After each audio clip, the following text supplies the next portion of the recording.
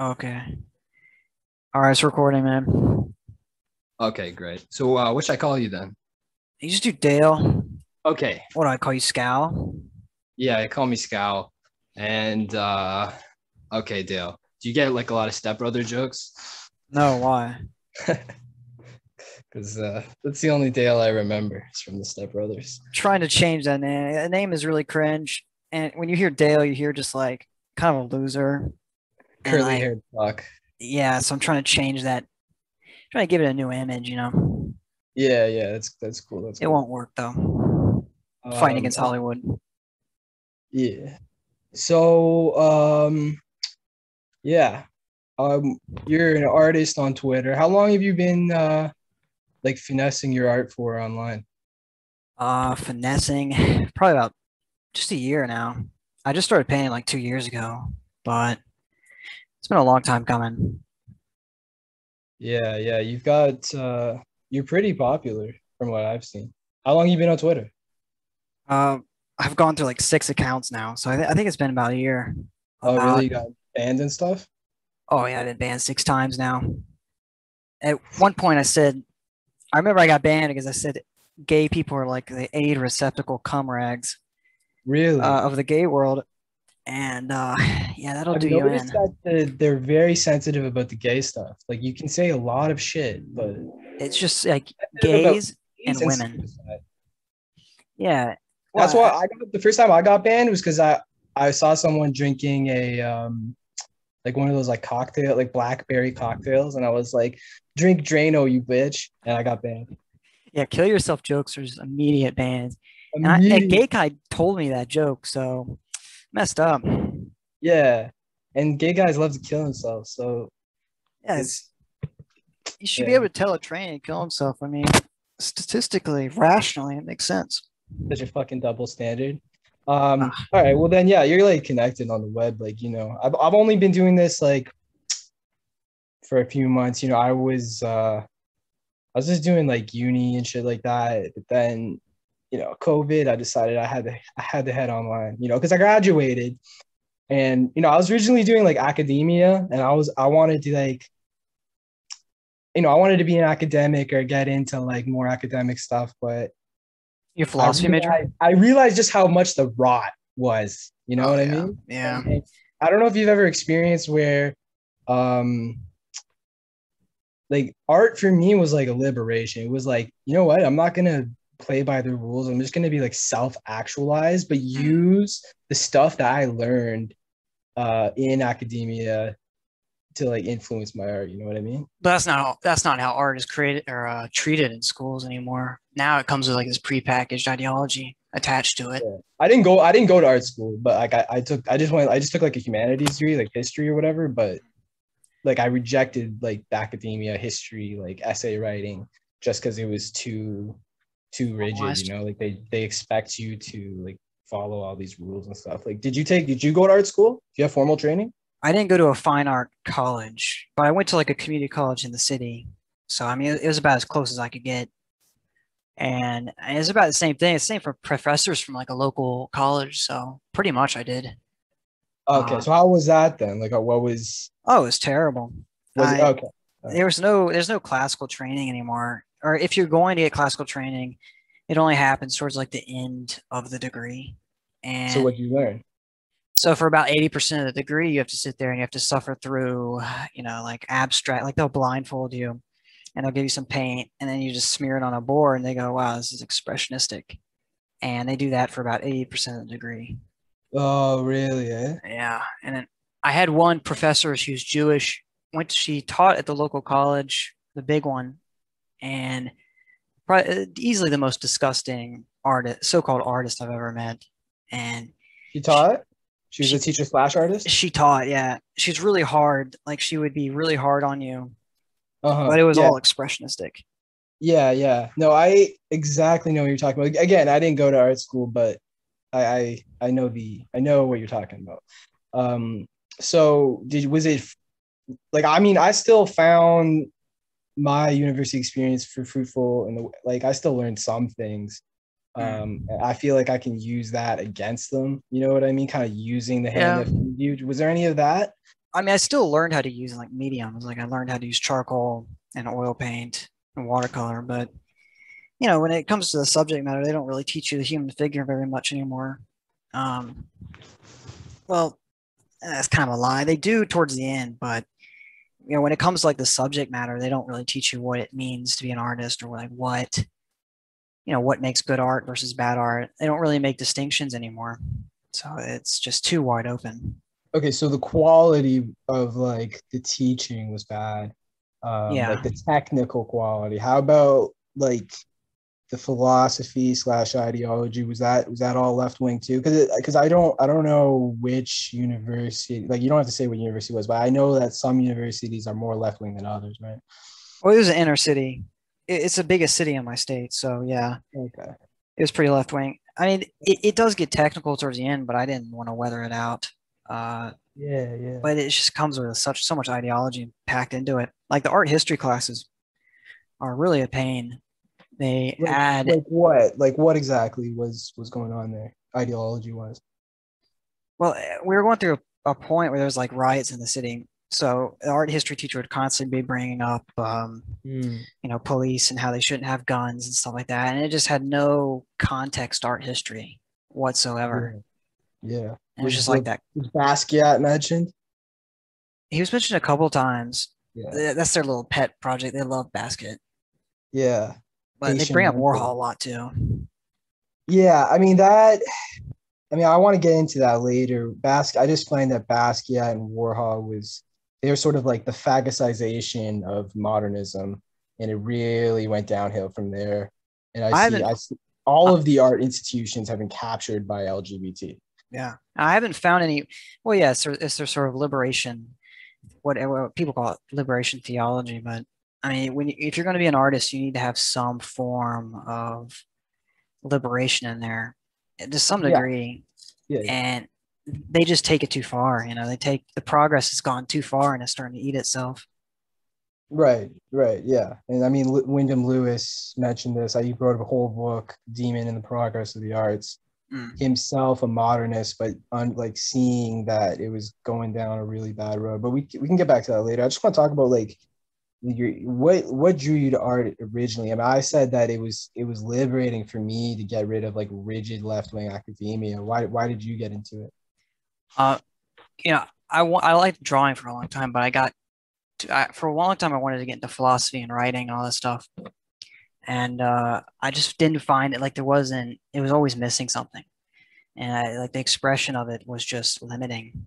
And only in paintings can you like really go beyond words and be a bit more violent. And I used to draw extremely expressionistic, like violent paintings. I have them laying around, but yeah, I couldn't do that when you're writing like a formal essay. If you wrote a formal essay in that sort of expressionistic style, you'd fail. Yeah, I did that actually. Like, and you know what I did? It's funny. I did that, and I went to such a left wing university that they were kind of Really. like puzzled by it, and they just thought that they just thought that it was more of their retarded bullshit, but really it was just a very sort of expressionistic right wing. If you word it correctly, I mean, they don't know what you're saying, and they'll allow it. I mean, you could push right wing things in there, and they won't even notice. Yeah, I mean that is a way of doing that for sure. I mean, even at I won't say what university I went to, but there is a guy who came out of that school who's very famous now who did that. He basically used right wing ideas via left academic language. But so did ideas draw you to it first, or I mean, when did you become a rightist, and did the rightism influence the art, or the art influence the rightism? What was? It kind of went hand in hand. The first guy I started reading was Evola, and I mean, I was pretty right wing right off the bat. I went through a libertarian phase when I was like 15 or 16. That went by pretty quickly. I think all of us go through some sort of libertarian phase. Yeah, But I for got sure. got through that, and yeah, I guess I read. I didn't draw at that point. I was very amateurish, and I wanted to try to put the principles of what I was reading into art, because I just did not see a sort of rationalized political approach as being effective. I just didn't see it as effective at all. I saw culturism as a real battleground of our time. Yeah, well, like, the libertarianism when it comes to culture is very musty because it doesn't have really anything to say about it. It just says do what you want to do, right? Yeah, do it There's that will. art needs principles. Libertarianism has no principles, thus contradiction. It allows like all mythology to flourish, and it allows competition so much that it just ends up killing Also, just itself. left wing artists with principles will just take advantage of it and run over it, right? Yeah, it's just naive, really. Yeah, for sure. So I mean, Evola was a painter. Was the fact that Evola was a painter draw you to that, or were No, you always interested by like classicism? Like, what was the first artwork that you got into that you liked? I was a hyper classist for a while. I really liked Andrew Zorn. He was like, I think he was my first favorite painter. He was a bit more expressionistic. I liked the French expressionism, like Cezanne, Mm. but I always felt like I got to a point where I would look at classical and I would just feel like it was dead, like the soul of it was just gone, withered out, and we're just kind of looking at a like a decaying statue in a museum. It just lost its vitality to me. Yeah, I mean, it's that. Yeah, it is It is kind of vitalist since I mean, it lacks vitality, I guess, ever since the modern period with the introduction of photography. You know what I mean? Mm. I think that photography, I think a lot of people know this, that it kind of superseded like realistic romantic painting. Um, but for, I think, a rightist like you and I, it's imperative to go back to a lot of these That's now foundational. yeah, exactly, like these are foundations, not just classical age, but as well as the romantic period, and the sort of Renaissance, Enlightenment era period, like all those painters, Rembrandt, for example. I think Although they have been superseded by photography, it is impossible to disregard them. They have to be an influence for everything that we do. well, yeah, they're the greats. You kind of have to compete with them. But I mean, we've got to a point now where with photography and digital artwork, people have begun to take photography and they collage it over a digital painting. So now, the painterly aspect of painting is pretty much gone now with digital art. And so now we have an Yeah, entire yeah. industry I mean, around. that's the whole postmodern thing, right? Yeah, it's just there's no expression anymore. All of our like great painters of our day are just completely absorbed in the sort of bureaucratization and like concept art. And so they're painting for movies, they're painting concepts that they don't really create, and they just sort of repeat. Have you been to Europe? I have not, no. Okay. Yeah. Yeah. Typical American. I mean, if you go to the museums now, they, I mean, the contemporary, let's just say like new art, it's characterized by installations, I find mostly. And I'd say it's like 75% installations and then like 20%, yeah, like sort of digitalized abstract art. And then you have like some homages to paint.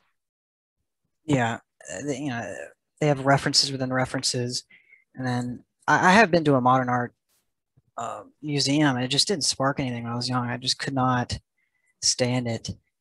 There was some good art, but yeah, most of it's Yeah, just there's shock value. some good art, and it's like, and it, a lot of people on the right, a lot of like traditionalists are just averse to it, and for good reason, because there's so many degenerates and like just undesirables in the art scene nowadays. But you can still like every now and then.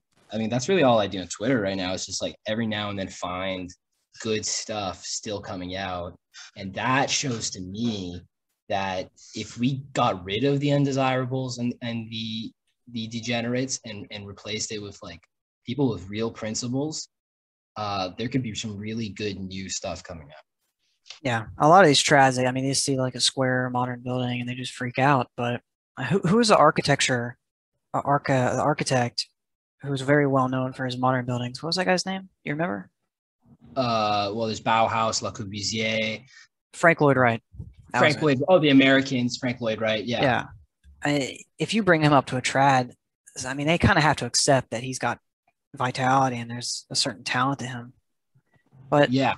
I mean, we could, we need to bring the classical into the modern era. We can't just expect to just completely take it out of the ground, dust it off, and just, there you go. That's us. Yeah, for sure. So, I mean, you got into Evola, and then, I mean, I think this wasn't my road. I had a little bit of a unique road, but this seems to be what I see a lot on the web is sort of libertarianism to Evola. How did you progress after that?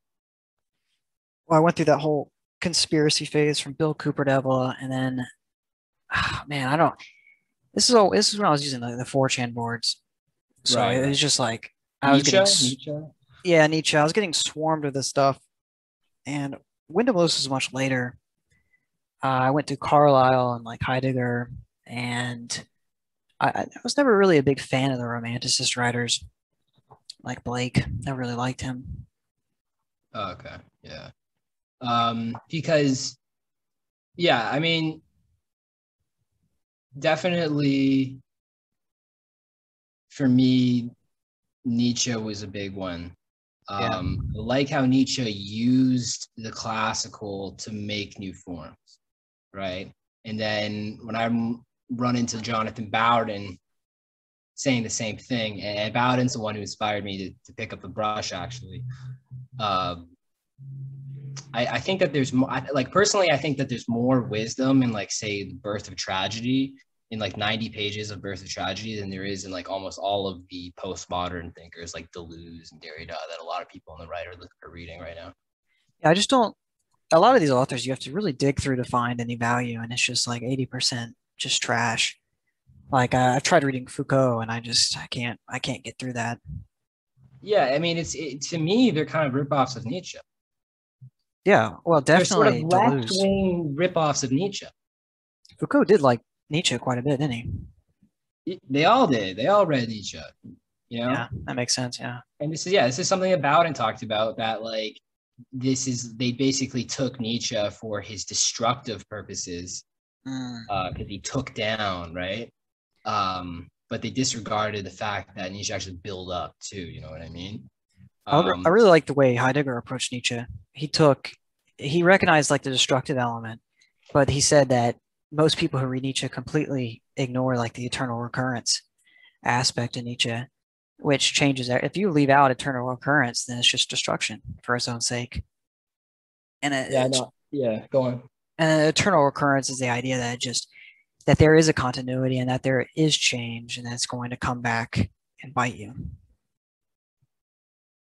For sure. I think George Sorel calls it like the palingenetic. It's like history repeating itself, kind of. The sort of like eternal human nature, right? Principles and laws outside of ourselves that are eternal. However, I think in the art, when it expresses itself through art, it's always a new form, right? And then you get to Bergson, some of the more existential thinkers who sort of say, Kierkegaard saying life can only be understood backwards, but has to be moved forward. So there's like these principles outside of us that are eternal, yet when they express themselves, they're always new, right? This paradox. And Nietzsche's just such a visual writer as well. I mean, like a lot of artists of the 19th century, like Rockwell Kent, illustrated almost all of his works because he thinks in such imagery that you don't see in most modern philosophers.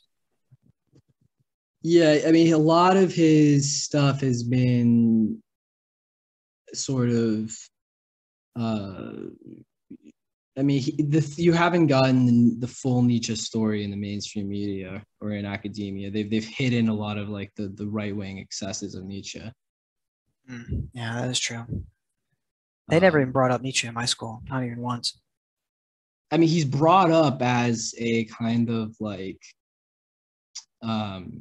bad boy who you can get some interesting ideas from. they never show the full picture because the full picture is actually quite shocking and goes against a lot of left-wing things. I mean, this is stuff that Bowden talk about. Another guy that got completely wrote out in my college is Carlisle. I just never see him brought up anymore. Yeah, I mean, Carlisle and the idea of the hero. Yeah, For the sure. man of history. Yeah. Yeah. I mean, if you even read his latter-day pamphlets, he has some pretty radical notions in there, especially against progressivism and all that. Yeah, for sure. It's not Yeah, something I they mean, can handle. he was he was very interested in German thinking, and I think he was a very aesthetic thinker. You know, his books are more aesthetic than they are academic, although they are pretty well researched as well. But yeah, this goes back to the idea of the classical and the idea of the hero. You don't shy away from that in your artwork. I see a lot of the classical in your artwork and the masculine. Oh yeah. Just talk about that. I mean, for example, one of my favorite paintings of yours is the neutering of states. That's a Roman artifact, no? What you're getting off. The mythology of Romulus and Remus. Yeah. The creating of states. I mean, I could get into explaining some of these paintings if you'd like. Yeah, I'd like them a lot. Yeah. Well, with the neutering of states, I think that was quite clear out of most of them. It's the notion that you have the creating of states gathered together under a picket between a picket fence. So it's the notion, especially in America, we have many different ethnicities just warring at each other, and there's not really any one cultural state anymore, and it's just so decentralized to a degree that now if we are to create a state within the state in America, it would be inside like the carcass of the country, and it would be surrounded by a picket fence, and we wouldn't really have anywhere to take it. It would just neuter itself over time. Basically, a notion that culture in America is just stifled to a large degree. Mm-hmm. Are you interested in the, like, trying to find the better word for this, but like maybe the transgressive or the I mean, your paintings are beautiful, but they have dark sides to them, I can tell. The macabre, yeah. Yeah. I do like my bataille every once in a while, and the sort of dark and sexual, but no one knows this, but I do paint like bataille nudes for a magazine, but it's under a pseudonym. Okay. But I think that if you're going to create art, especially in our day, you have to shock people to a degree. You have to really push them, especially, and it's really easy when you're on the right wing.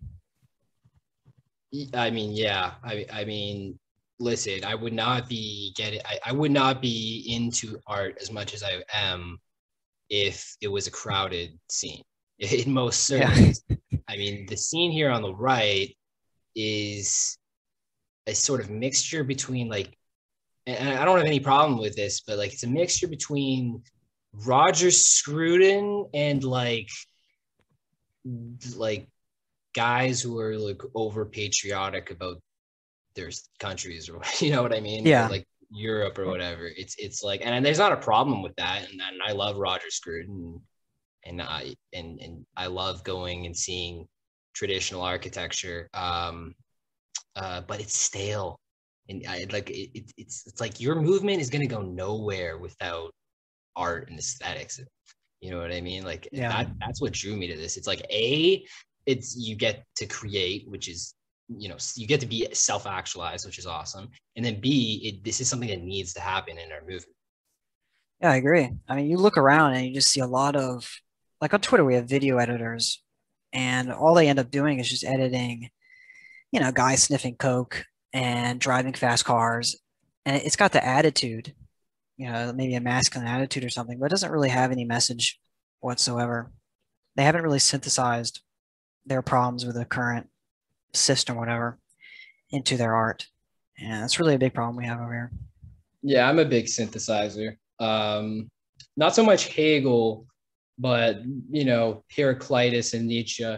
I think that there is a lack of paradoxical thinking on the right, which used to be there during the modernist period, but kind of died after the Second World War, and which the left was sort of had to take, or I feel like the left almost had to take it away from the right, if you know what I mean, and has just completely screwed the pooch with it. In fact, like it's all LGBT. If you go to any sort of Europe art mag now, again, you can find cool art there, but it's the message, the subject matter, the philosophy and politics is all not only is it left wing, it's contrived left wing. The messages are just repeated again and again. Yeah, ad nauseum. Yeah. Yeah, I think the synthesizing of the new forms like I think creating something new, synthesizing that with the old is really the best way to go. Yeah, and the most novel transgression you're going to find with a leftist, especially in like fine art leftist, is they just seem to take nihilism as far as it can go, and if they can't push it further, then it just collapses in on itself. But the message is always the same. Yeah, I mean, nihilism is a big part of it, of course. But there's a lot of money behind this, of course. I think Berlin is a huge art scene, and has a huge art scene there, huge modern art scene. And it's all, if it's not funded by the State Department, it's funded by Soros. I feel like there's a lot of money going into a lot of this to keep people brainwashed, but also to keep people from like seeing what's really going on. I find it funny that it happens to be Berlin, keep Germany down type of thing. Yeah, there's definitely a goal to encouraging this type of art. I mean, it's not just natural, organic. Speaking of Heraclitus, Wyndham Lewis was definitely, to me, a sort of a new Heraclitus in terms of art. Very contradictory, man. Yeah, I mean, the approach to the classical that these guys took is so aesthetic. Again, like it's, what made Nietzsche so shocking was that he was a philologist and said, I'm done with your academic bullshit. I'm gonna grab the influence that I have as a person, as a self from the eternal principles that the Greeks created and do something new. And with Heraclitus, it's just fragments, it's just sentences. You know what I mean? And there's nothing less academic than that, than just fragments of very simple sentences that are so profound. It's something incredibly artistic about it. Yeah, and Twitter definitely encourages that, but you definitely see it with Wyndham Lewis. You definitely see this sort of contempt, the stagnant academic class. You see that throughout like all of his writing. Yeah, Evla as well. When are you more of a fan of vorticism or futurism? You like them the same, or? I really only know them for the visual art. Like I haven't gotten into the message. I only know the message of vorticism, so I'd have to side with that. Yeah. Wyndham Lewis. Wyndham Lewis and vorticism. I love both the artwork as well as the message. What I particularly like about Lewis is, Marinetti does talk about this too, but I'll just stick on Lewis for a second, is masculinity. I think that the war on, I just don't think that art is possible without the masculine. Because if you believe that men and women are different and they have eternal, the difference between the sexes is eternal. For example, I believe that, women are, Paglia talks about this, women are nature, sort of nurturing people. And then men are restless and creative. Thus, you can't have good art without masculinity in men. And there's not, and there's a reason why, say you have Gertrude Stein, Yeah. who, why was she a pioneer in modern art? Because she was so manly, right? Hemingway, and of course Hemingway killed himself because he could never be as masculine as Gertrude Stein. Hemingway, the dumb bull. Lewis really did hate Gertrude Stein. He hated her with a He hated fury. everyone. That's true. He did hate everyone. But you know what I mean? I mean, and the masculinity comes out in your paintwork, don't you? I mean, I just think masculinity is absolutely key to the art scene right now. Yeah, I think man externalizes himself and a woman just absorbs. So it's kind of difficult for her to be an artist in that way. Yeah, yeah. The best, what was it, Chris? I think Christopher Hitchens, who said, I mean, this wasn't, it's not art, it's comedy. But he said the best female comedians are either Jewish or lesbians. It's not a coincidence, right? Outsiders. Yeah, yeah. But also, yeah, outsiders, but people who are also assertive at the same time. I have a theory. I've brought this up on like all of my 4 accounts I made on Twitter, and it's the Yeah. notion that women are aesthetic creatures. Creatures. They're aesthetic primarily, and so if you present a woman with a terrible message, but it's decked out in beauty and aesthetic, she will attach herself to the aesthetic and just disregard how bad the internal message is. Yeah, this is, yeah, sorry, go on, go on. And you see it with the Tumblr girls. You know, they'll take on this manic pixie, and then they'll just cover themselves in black makeup, and then they'll just act like it's a good thing to be depressed. It's aesthetic. Yeah, I've thought about this, but this is something I actually haven't thought through to like a conclusion yet. It's still a contradiction in my mind. How women are more aesthetic than men, in that they adorn themselves, except blacks for some reason. But yeah, women are more aesthetic than men in that they adorn themselves. And today, typically, are more interested in art. I mean, today being interested in art is kind of seen, I mean, amongst most guys, as kind of gay. Yet they don't make good artists. You know, I mean, if you look at the best fashion designers, yeah, they tend to be gay, but they also tend to be male. Yeah, I think that's really due to like it's just a theory. I think it's due to the socializing of females. They will socialize and sort of surround a certain new idea, but it's not something they really found. It's just something they're attracted to. Yeah, yeah, it's definitely something I'm after. I mean, I mean, not many women break with prevailing notions. And if they do, like if a woman breaks against her father, she's just going to immediately go to find a man and surround him. yeah, I mean, yeah, I mean, there's the whole Paglia take on this, right? Um, yeah, no, for She's sure. brought up a lot. I've never read her. Yeah, I mean, I think she's overrated. But she just basically reiterates sort of obvious truths, that I think are important. Basically Nietzschean and classical truths and some Freudian stuff and things like that. But yeah, I mean, just returning back to masculine, I just watched The Devil Wears Prada. Have you seen that movie? I have. It was a long time ago. Yeah, I mean, it's a movie about women, but it's also a movie about hierarchy and fashion.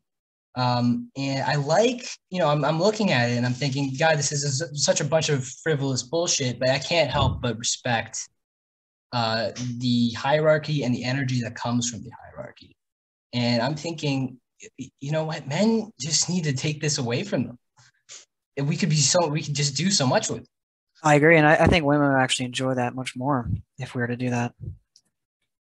Yeah, yeah. Men have become uninterested in the aesthetics, except, again, black men, which seem to Oh, you're be... talking about fashion. No, I'm talking about everything at this point. I mean, men seem to be sort of less creative, I think, less involved in culture, because the culture is not marketed towards them anymore, right? I mean, now we get into the ills of capitalism. The market has taken over art to a great deal and has made I it agree. completely degenerate. What do you think about that? Well, definitely the market has taken over in it, and it's just democratized art to an insane degree where you really have lost the message in it, and it has become very repetitive. And you definitely see that in Warhol. Warhol is like the perfect example of the commercializing of art. Everything streamlined and easily printable, taken to its furthest limit. I can't stand that guy. He's a perfect example of capitalism destroying the art and culture. Yeah, it's when self-interest and avarice started getting mixed into aesthetics to an excessive degree, you just get epochal decay. Mm. I mean, an artist always has to face the question of like, am I going to create this? Am I going to create this what sells, or am I going to create what I want to create? And Warhol just chose what sells, and that's always going to be a lowest common denominator in terms of art. Yeah, I mean, but now, I mean, I think it's even worse than that in a way, because the two have also been synthesized. I mean, like if you look at hip hop music, it's like I'm gonna create and do what I want to do and make a piece of shit, and it's gonna sell. Yeah. I mean, the cynicism is even. I mean, it's almost bad that the cynicism has been taken away from it. You know what I mean? Yeah, I see what you mean. There's like a dual thing going on where there's a individualizing of art and there's this aspect of liberation. And then you have the aspect of like democratization and drawing everything into a mass. And it's like happening at the same time. It's very disorienting. It's hard to pinpoint what the real problem is anymore. Well, I think you got to look at the history. I mean, I think that you had. I mean, go back to Warhol. Warhol was a part of this generation who started off as a starving artist and had some interesting ideas and then sold out real quick. Why? Because they lacked principle. Because all the men had been canceled or killed, by the war. Yeah. I mean, if you want to make it in America, you kind of do have to sell out in many ways. Yeah. And this, I mean, then again, I mean, Evola talks about this, like context and stuff. I mean, geographical context. I mean, there is the art scene here in North America, and then there is the art scene in Europe. And it's interesting looking at the art scene in Europe because they have to talk about the past. It's not like here where they can kind of scoot over it. You know what I mean? Yeah. I think that there's the problem with Europe is that, I mean, the positive part is that they have the past all around them and they have to confront it. They have no choice. But the bad part is that they lack the sort of industrious spirit that we have.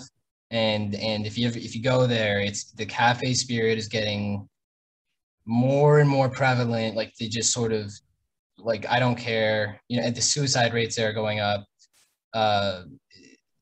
They need New World blood for sure.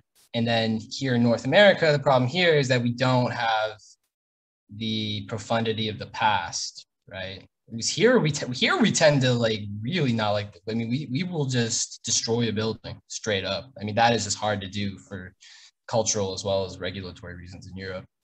Yeah, we'll completely pesticide the soil, not even caring about future generations. America just lives totally in the present.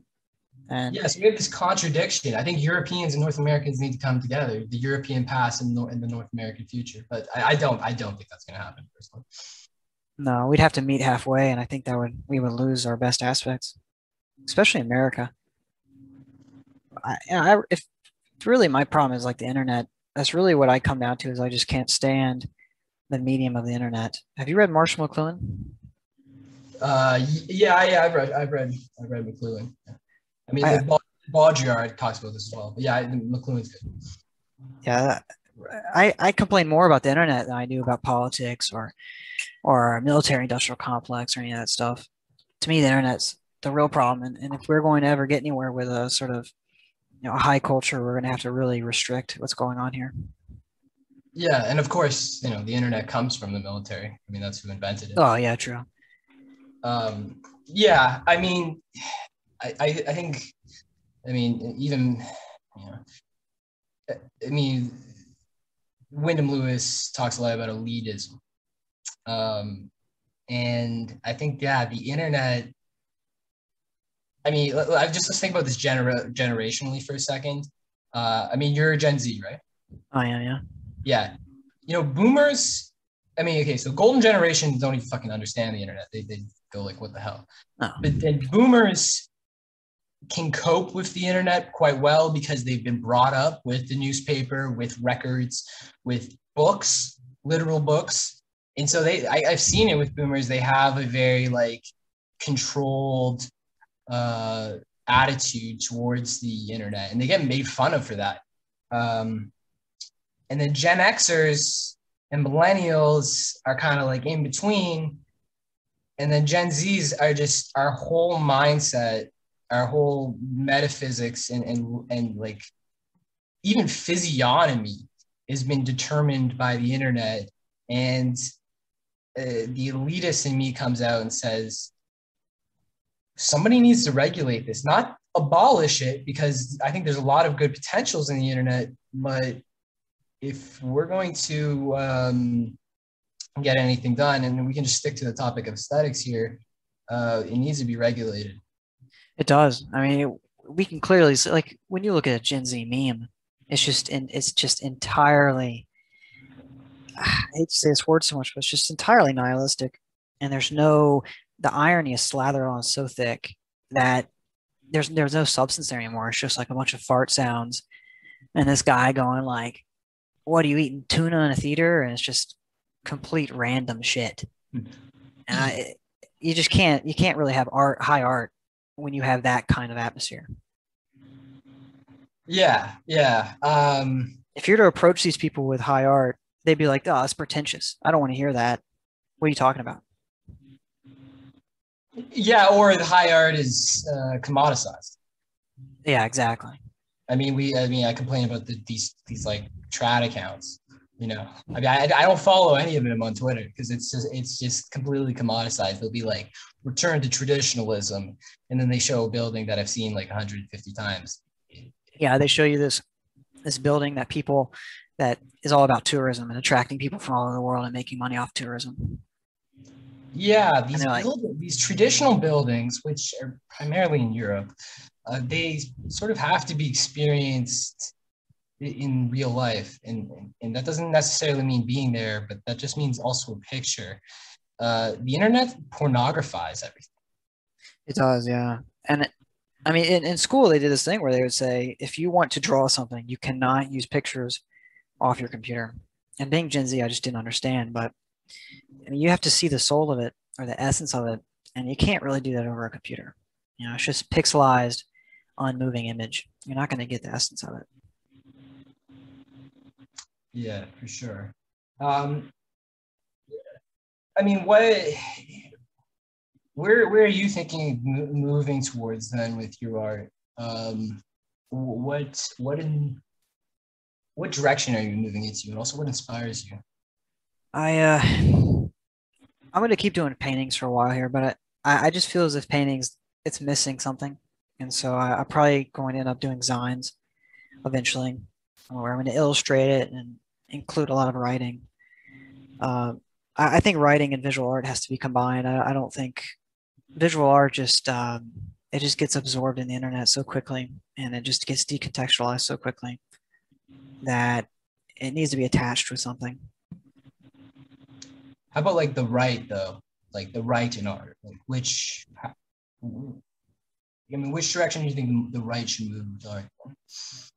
Yeah, I think the right should be more culturalist. I think it needs to get rid of the libertarian philosophy. Oh, I agree. I think it's pretty null and void to sit around all day talking about economics when, as trite as it sounds, I do think that culture war is most important right now, and especially the internet.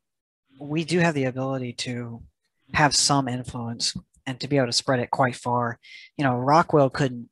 He had to think up ideas like putting banners in a plane and dropping on a town. But we do have the internet, so we can do that within seconds.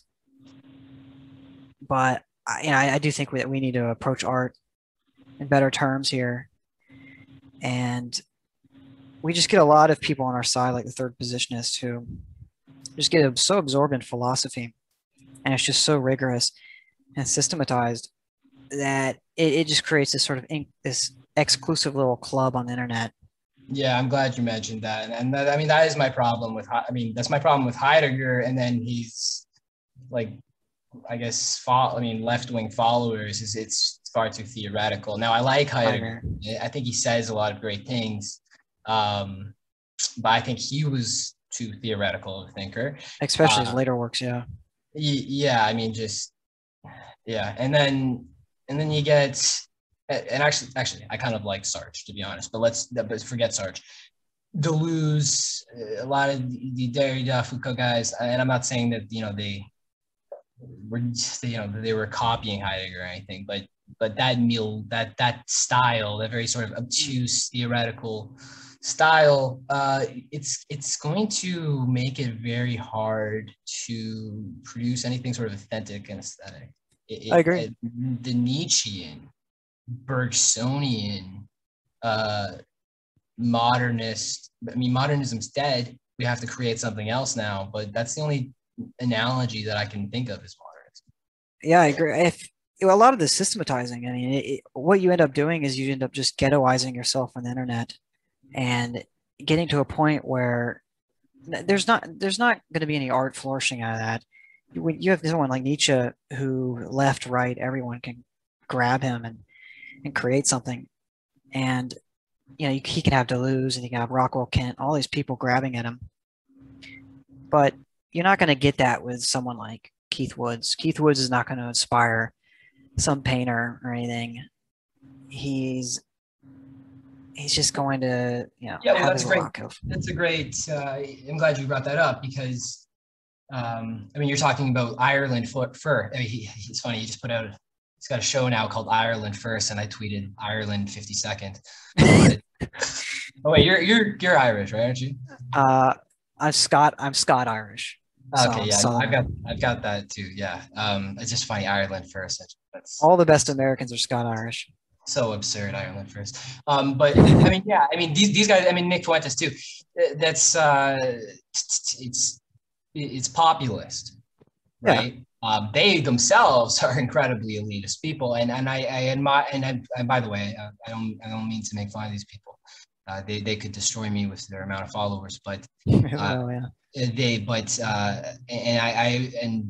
are elitist populists, and I like that paradox, and I think that is the way necessary. But I like to take it a step further as a self-described extremist and move into Wyndham Lewis territory, who wrote in his very first book that you have to come down from the hills. I think it's and shape the masses.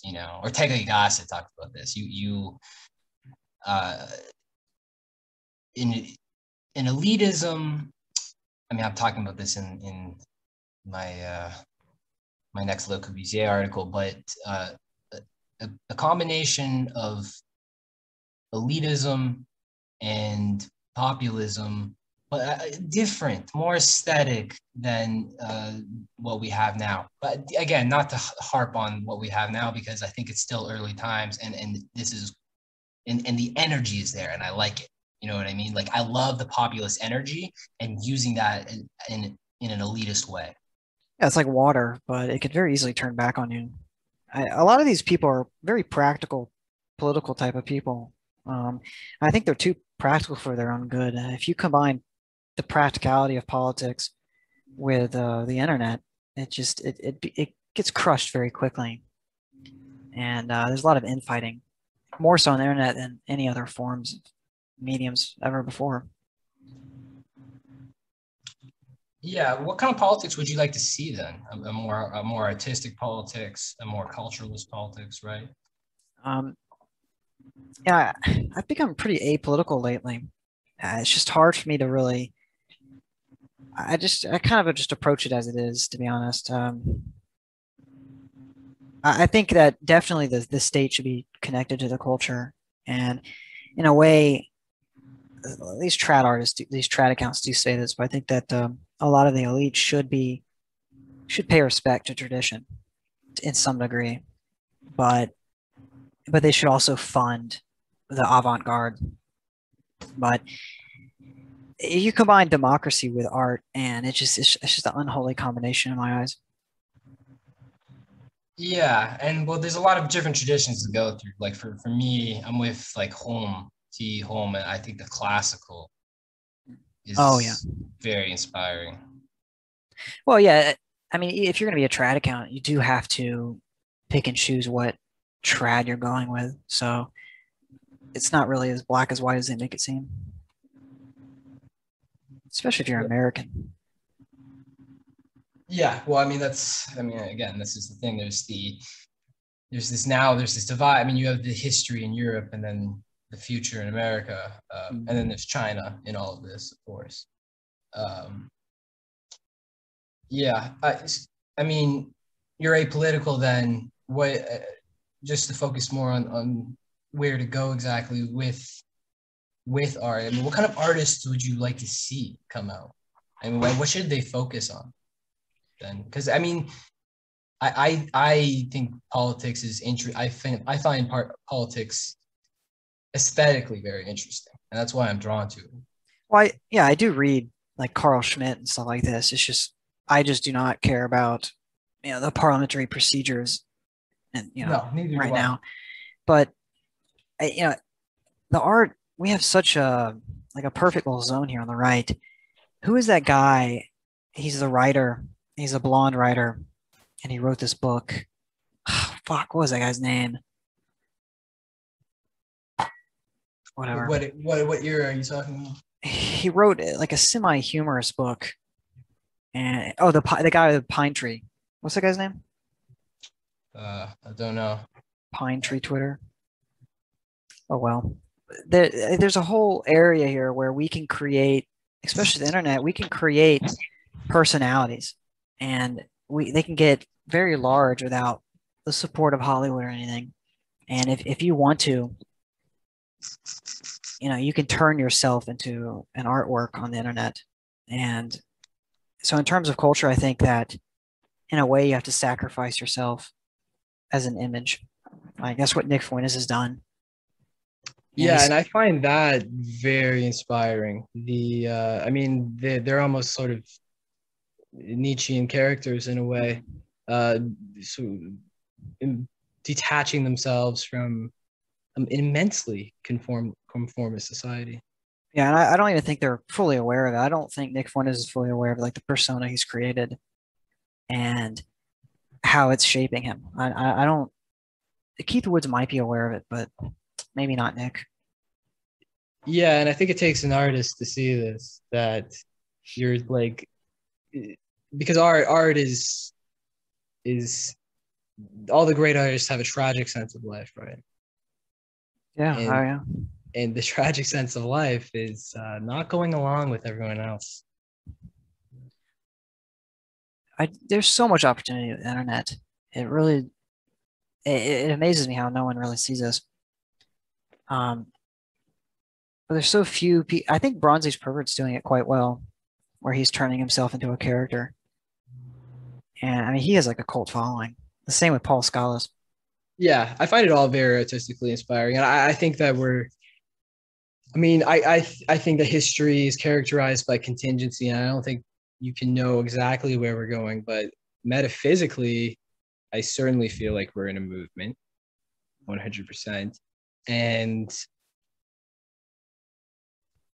I think there's a lot of potential for new movement. I mean, we're not going out into the cities with like a shield and a sword and like bashing politicals like Skulls in. Not advocating that, but what was that, man? I'm gonna have to edit that part out. Your whole kitchen just fell apart. Yeah, that was a 1980s radio. Just smashed. It was good timing, man. I'll edit that part out.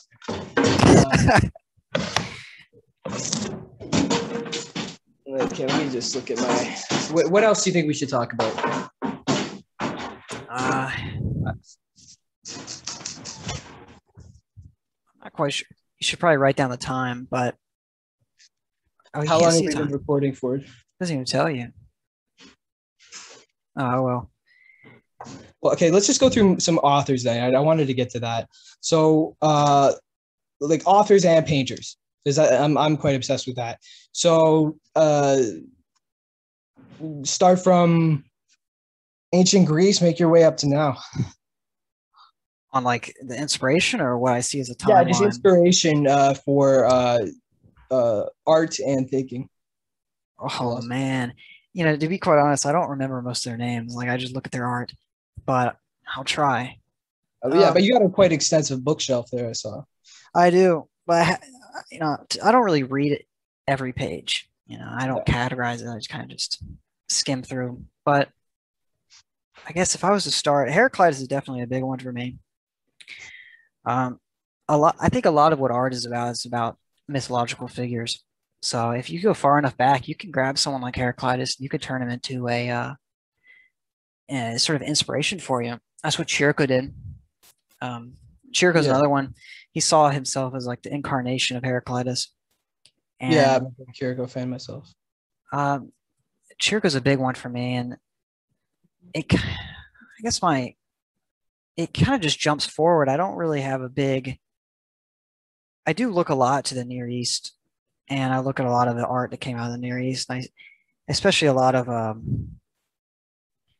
lot of the Near East art is just classical art to medieval art. Like Greek art to medieval art. Do you like medieval art? It depends. I do like some of the French medieval art. I respect the medieval civilization where everything was decked out with elaborate colors and sigils, and everything was representative. Yeah. You don't see that as much as in classical. Classical was almost too representative. It was too accurate. And in the medieval period, everything abstracted to a point where it's very reminiscent of modern art in many ways.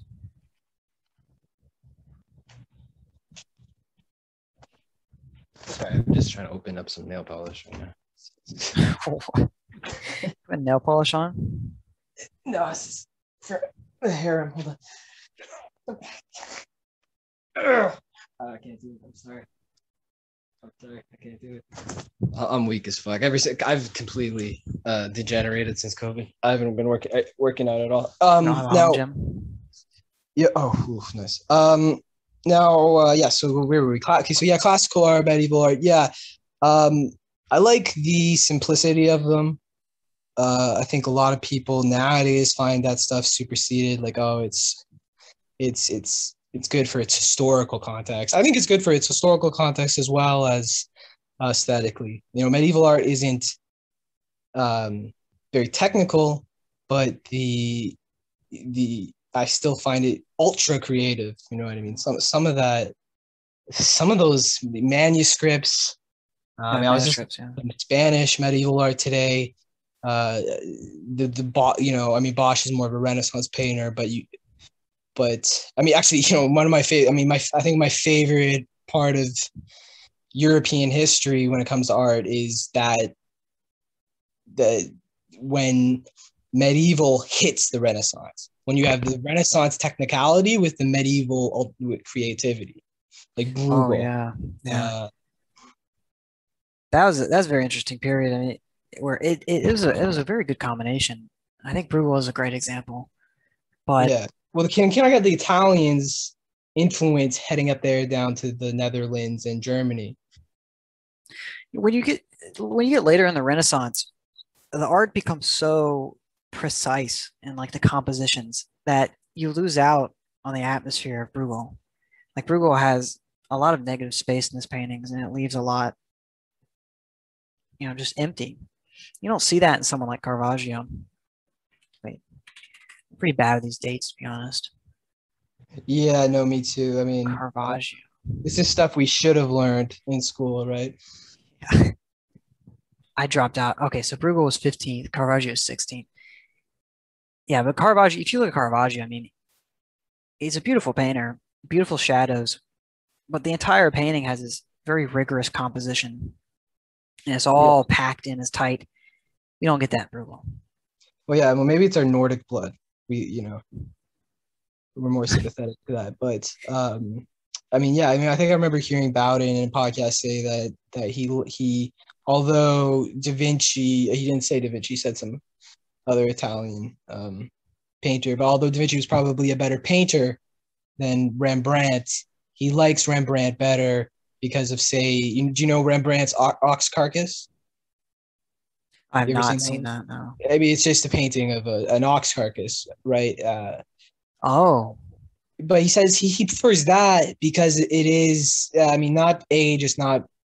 I mean, it is so expressive, but because it goes over, it's transgressive, goes over certain boundaries, right? And I mean, I wrote this in my Jean Dubuffet article. There is the sort of psychopathological aspect to art. yeah, there's a much more personal element to this carcass of an ox than you'd find in, Raphael. Raphael, his art does seem as if it's up in the clouds, away from the people. Yeah, and then going to Romanticism. It's funny because Romanticism was an anti-bourgeois art form at the time. It was going back to the medieval. It was sort of looking back to the medieval time. But if you look at it now, it's ultra bourgeois. It's kitsch. It gives you that like fuzzy feeling, which I think we need to get away from right now. I think art is either, I think you basically have boomer art, which is kitsch and warmy feeling, and then you have the more millennial Gen X, Gen Z art, which is despondent, sad, and self-destructive.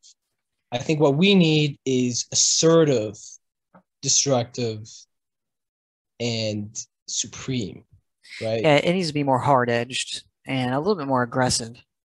Jason X. Jason X. Yeah, well, I don't know. Jason X just got canceled where Jason Voorhees is in outer space. But yeah, like, Oh, this guy. Yeah. I mean, yeah. Just to get back to Lewis. I mean, Lewis talked about. I mean, in all his books, he wrote about the feminization of art, right? And we already mentioned this, but they're that dark side of man, the masculinity, is best expressed through art. Yeah, women always shy away from that. If I'm to show, I've showed women my art, especially the guy eating his own leg, and they do not like to look at that. It always scares them. Yeah, yet they can put a tampon in a teacup, Yeah. or they can throw their period blood around, and it's art. And it was a Rupi Kaur. Oh God. It's funny. I actually know her, Milu, but she got famous by posting like her period blood on Instagram. But the second a man does something expressive, transgressively expressive of his sexuality, it's immediately booed. I mean, you could be transgressive with women, but it's always a sort of, like a transgression that's really centered around themselves. But if a guy is transgressive in art, it's going to be more external, more politicized, maybe a social critique. And, a woman will just put blood she'll get naked, douse herself in blood and roll around a canvas. And she'll be like, well, this is my revolt. Well, she's not really revolting against anything. She's just showcasing herself. Yeah, well, and this is a part of the sex war, right? Where it's like, a woman asserting herself can only assert herself if a man is refusing to do so, right? Yeah, that's why you get a lot of lesbian painters. Yeah, but I mean, think about the straight woman, right? Like, forget the masculine woman. A straight woman can, like, just a very much of a woman, a girl, can only be assertive if men are letting her, right? Yeah, I see what you mean, yeah. So there's a political setup here where if a man is being assertive, the feminists and then all the people who make money off of feminism, they boo masculinity and assertiveness in order to make room for, Billie Eilish. Yeah. Women are, I think romanticism is a perfect like analogy of women. That is like, if I've asked many women who follow me on Twitter, I've asked them, what's your favorite genre of painting? And I have never gotten one that said, futurism or surrealism or symbolism. Almost all of them have said romanticism. A couple classicals here and there. Yeah, it's either the warm, fuzzy feeling, or it's the like despondent, depressing stuff. There's no sort of, table. Yeah. Is the aesthetic. You know, a man can look at like Wyndham Lewis's early like machinic kind of art, and he can understand like where that attitude's coming from. You know, Wyndham Lewis is like attacking the mechanization of war and all this stuff. And creating. Yeah, when a woman looks like that, she's like bad feeling. New forms, right? Postmodernism is very feminine in a way. Not to get all Jordan Peterson, but I mean, the reason why I think postmodernism breeds a lot of mediocrity is because it's not really trying to bring new forms. It's more just a reflection. It's a self-hesitation on stuff that's already happened. Yeah, it's a bit of sort of self-critique just taken too far. You know, you get to a point where, you know, if you don't have anything else to critique, all you're going to do is create art that can't really be critiqued. So do you think art has a future? I think art always has a future. I mean, good as art. long as man has a future. Good art. Yeah. I mean, I guess in our lifetime, do you think good art has a future? On the alcoves of the internet, I don't think it's going to become mainstream anytime soon. I think it depends on the socio-political. Yeah. If you want, you know, a good art to become mainstream, I think that always has to go along with like a regime change. So, well, that it hits the political question, right? Yeah, and you're always going to have the political, practical combined with the art, and that's really my problem with like people like Keith Woods. It's like, or Nick Fuentes is better. Like, you have your practical politics, and that's wonderful, but you know, in terms of art, they're creating videos with the name Groyper and these goofy little frogs that act like baby children, and you know, there's really not much artistic to that, and no one's going to take it seriously on an aesthetic level. Yeah, I've heard the same thing from other people. I mean, I like the energy coming from it. I see what you're saying.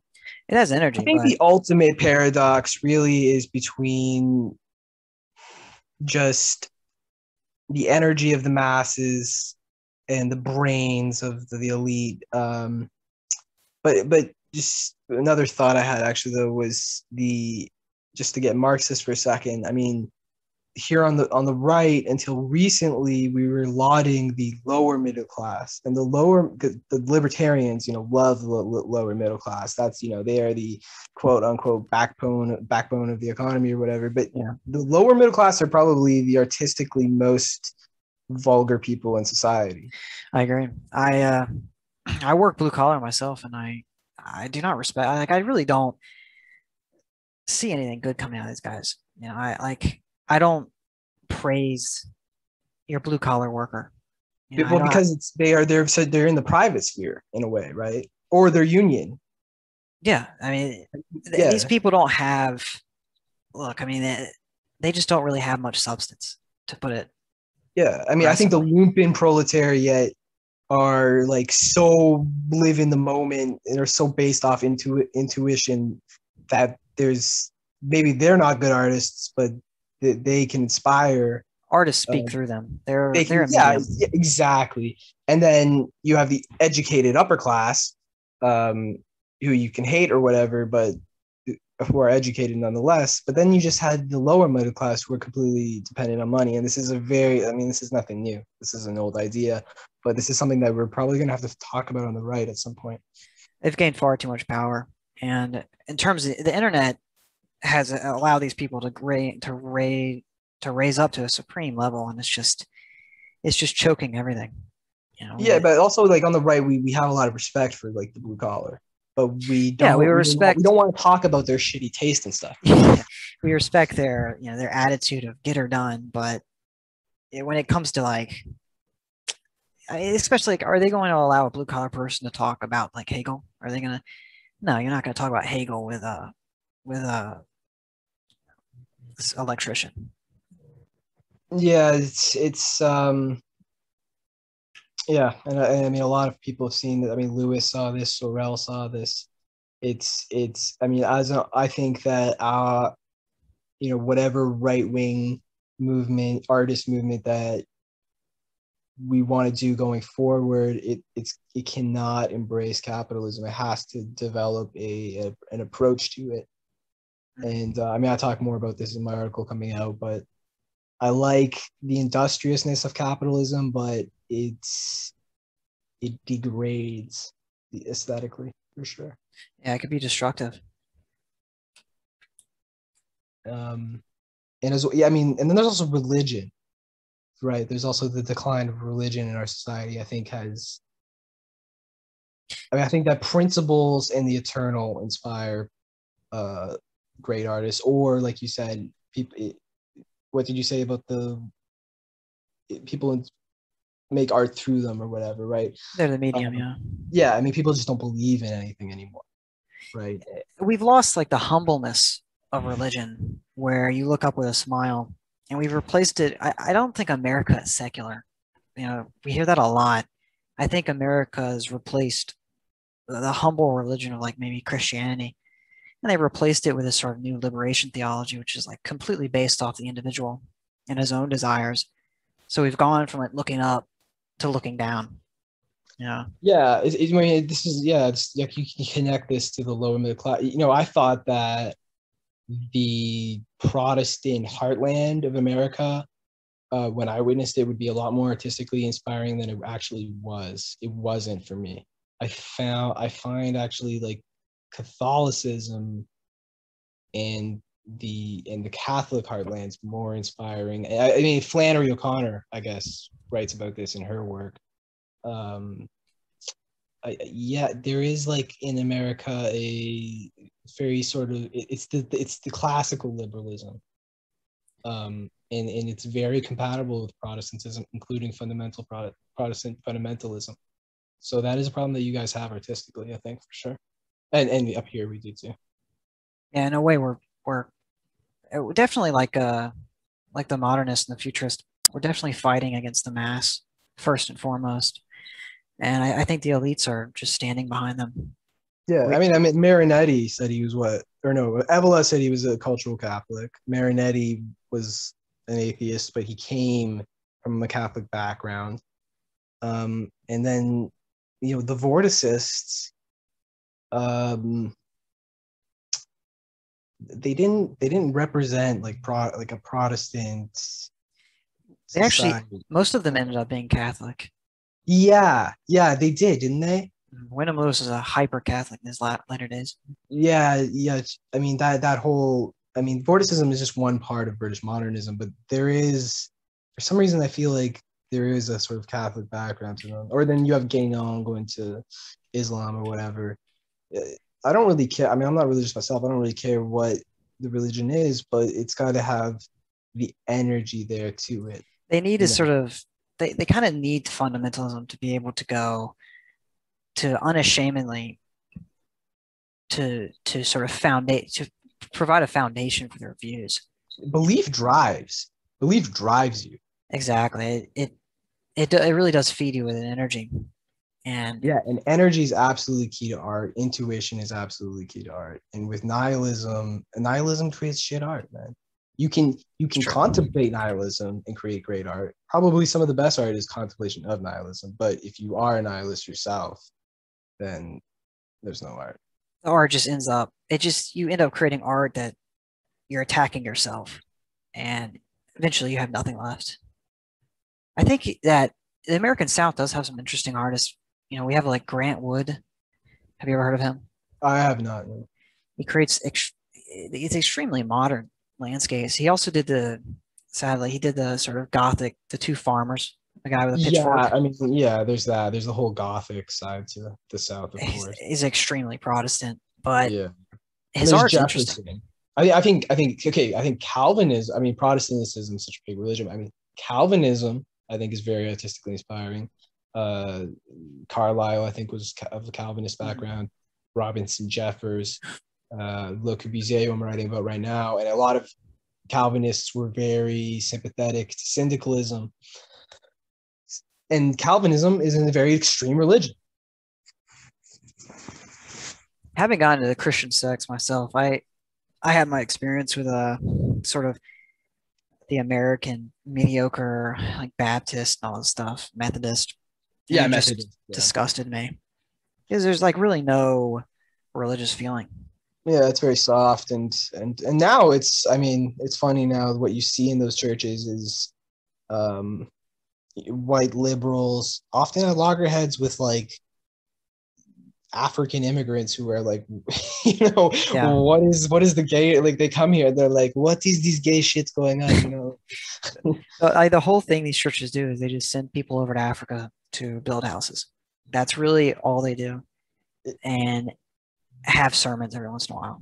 And it's such a shame because, yeah, I mean, I don't know. Yeah, it's, I know, I agree. I find it very artistically uninspiring. All of those like soft Protestant societies. Now, I mean, yes, the American heartlands has some very, I mean, geographically, naturally has some very artistically places, but Yeah, some of the best landscape artists in the 19th century came from America. yeah, Bierstadt. for sure. I was just reading Chateaubriand for sure, but I mean, yeah, it's not so much that, and it's not even. I mean, I even think the secular culture is very artistically aspiring, even some of the more degenerate stuff. But the religion is more what I was talking about. I found the Protestantism in the American heartlands waning and very artistically gross. I mean, what are the mega churches and stuff like that? It's all been so manufactured, and even the churches themselves are just, they look identical to the local high school. It's just the same plaster, and That is the worst. That has to be the absolute worst. I mean, It's Protestant disgusting. churches in Europe are pretty bad to begin with. But then those ones, oof, the high school churches, yeah, those are bad. I mean, you'll get good, and that's what it's like around the cities. But if you go up in the mountains, you'll get some nice like Appalachian, Ulster Scott churches. But it's just, it's just so rare. Yeah. Yeah, but I mean that's why I support like Fuentes and stuff like that, and then came to this movement from the center right was because Yeah, the energy which is supported by belief, or vice versa. I used to Belief, like Fuentes. real belief is there. You know what I mean? Yeah, I used to really like Fuentes. I mean, I like Keith Woods as well. It's just only recently I've sort of separated from them.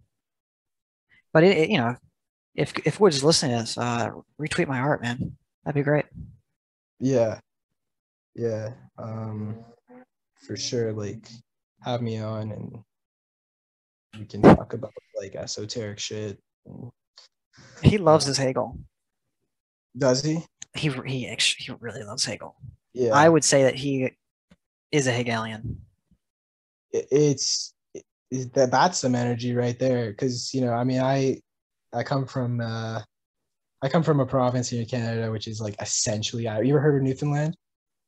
I've heard of it. Yeah, it was the last province to join Canada from the UK, and it's basically everyone there is Irish. They're talk like this and so Wow. I feel like I know, and just watching these guys read like Evola, watching like yeah, I don't know, watching like they were just fucking reading Hegel, just fucking reading it. It's the irony is fantastic. I don't know, but Canada was like French. Yeah, Just on the right side. Yeah, I mean, we are kind of like, I mean, we're sort of the leftovers of the colonies, right? I'm like 1/3 French Canadian, or 1/4. Yeah, well, that's probably why you're into art, right? Probably. Man. Yeah, I mean, I think I remember hearing Borzoi talk about that, how he was like that his emotional side came from his French side, and how he wants to become more unapologetically French because it's a big fuck you. But I'm glad I have my Anglo and Celtic blood, because if you go full French, you end up in some dark places. I think it's like an unholy combination. You got Scott Irish, which is like the drunk Appalachians who would go and rob and kill each other all the time, with the French. Yeah, but the Celtics are good humored though. That is true, yeah. Which the French sometimes take themselves a little too seriously. Yeah, and yeah, that's a whole different story. And then so you get the good humor of the French, and then you get the Anglos sorting everything out at the end. So I'm very comfortable with that blood.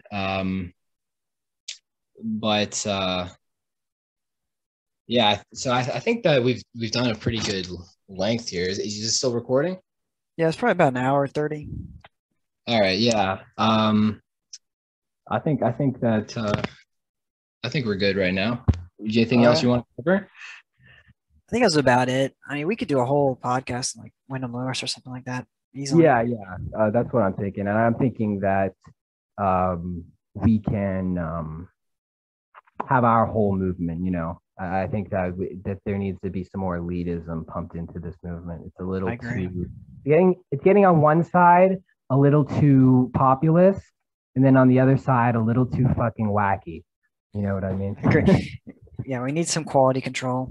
Then again, I'm always accused of being too wacky myself, but yeah, I feel like there needs to be more high culture pumped into this. So yeah, that sounds good to me then. All right, can you just like put your plug in then? Like where we can find your artwork and yeah, everything that you want to plug, just go ahead and plug it. My Twitter is Digithetic, DIGITHETIC. From there, you can go pretty much anywhere. That's pretty much all I need. Okay, cool. And you got your artwork up on Etsy, right? I do, yeah. Okay, great. Okay, then. Could you